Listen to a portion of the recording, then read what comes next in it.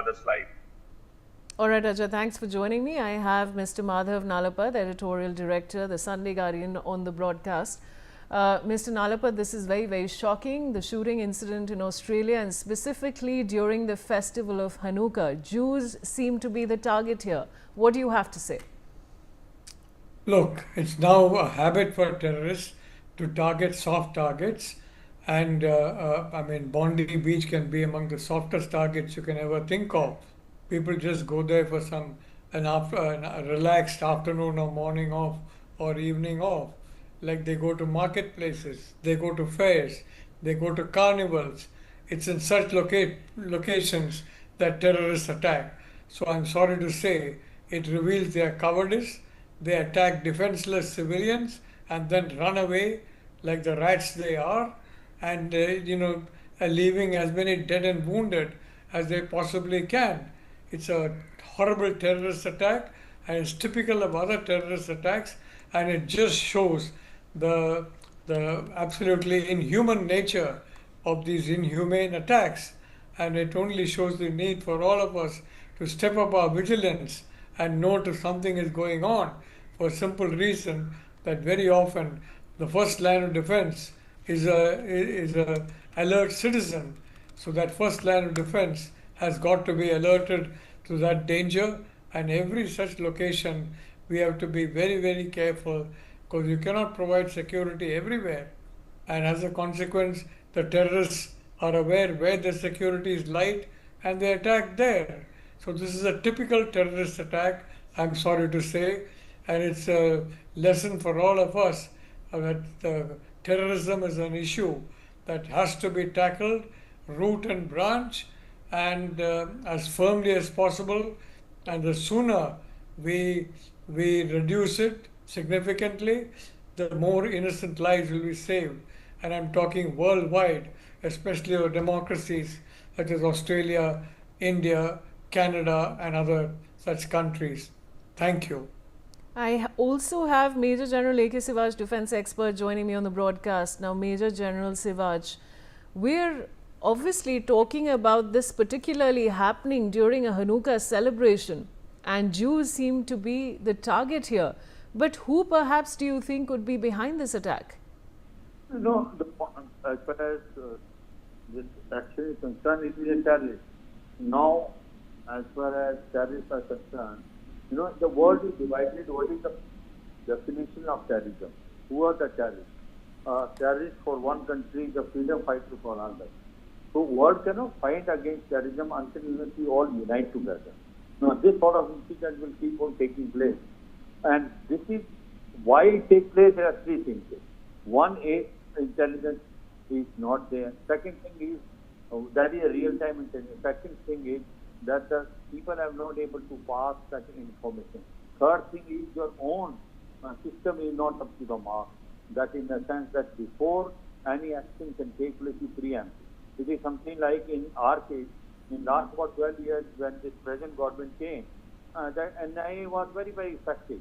And there was a real-time intelligence sharing between the central government. And the moment any action was to take place, we used to preempt. Only thing is that somewhere the mistake was committed when this incident had taken place opposite to the Red Fort. But having said so, this incident which you are narrating now, it's a very unfortunate, it's a terrorist action, and we as the whole world, and especially the democracy of the world, we must unite together to fight. Terrorism has no geographical boundary. Terrorism do not have any religion. So it is going to create a problem. But we always keep on saying, whereas terrorism, as far as Pakistan is concerned, is a hub sector. The maximum terrorists are produced by Pakistan.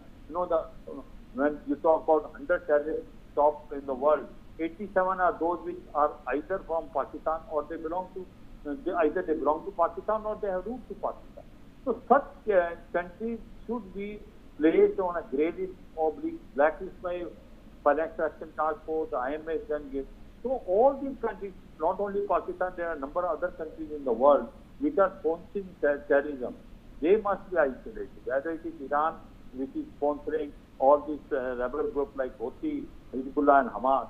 So all these, or Islamic State, or Al-Qaeda, these are all you can say, threat to the humanity, and there has to be a joint coordination and direct intelligence against them, and then go against them in a very, very dedicated manner. That's the only way you can eliminate the terrorism from the world. But if we have a different policy in the country, and then you'll find such incident taking place, what has now recently taken place in our city.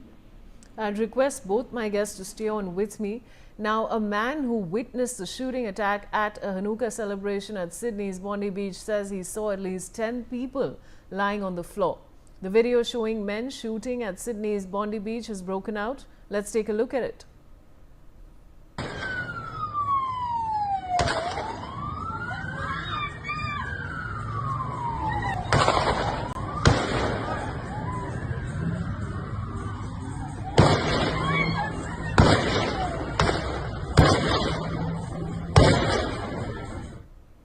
I want to go across to Mr. Madhav Nalapat, Editorial Director, The Sunday Guardian. Mr. Nalapat, there's a statement coming in from the Australian Prime Minister, and he's saying that they'd already beefed up their measures, their security measures a few days earlier and were aware of the situation. What would you like to say on that?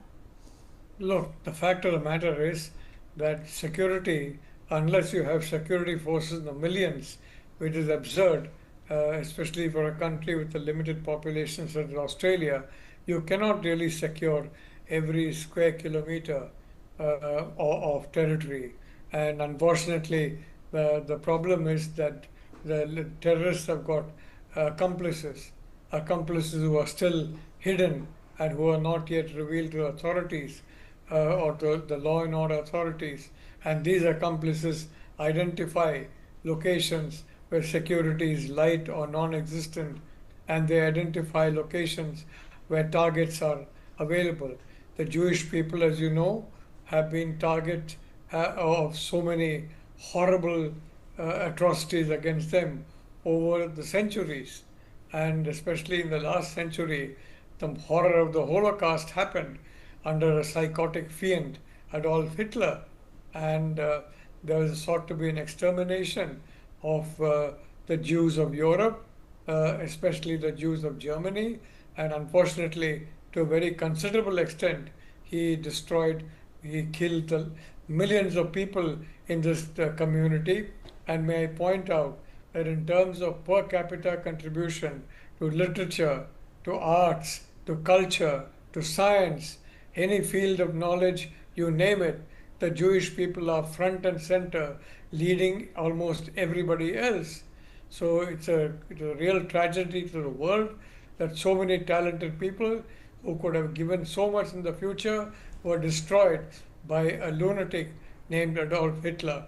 And this attack is the kind of a lunatic attack on a very vibrant community, and it's not going to basically subdue that community.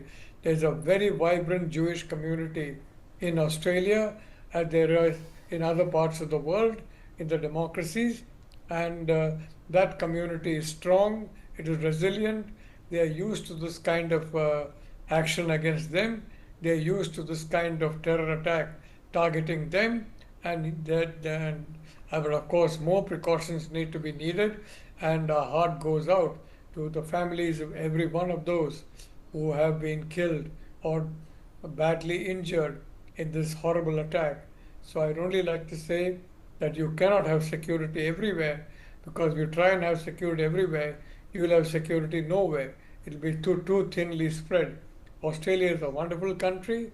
It's home to a lot of people, including a lot of Indian Australians, and we can only pray that the Prime Minister of Australia, Albanese, will succeed in damping down this menace so that it doesn't strike again to that country. But unfortunately, whether it's Germany, whether it's France, whether the UK, whether it is so many other countries, this Mr. kind of Nalapat, I'll just have to interrupt you. I'll come back to you. We've got this breaking news coming in.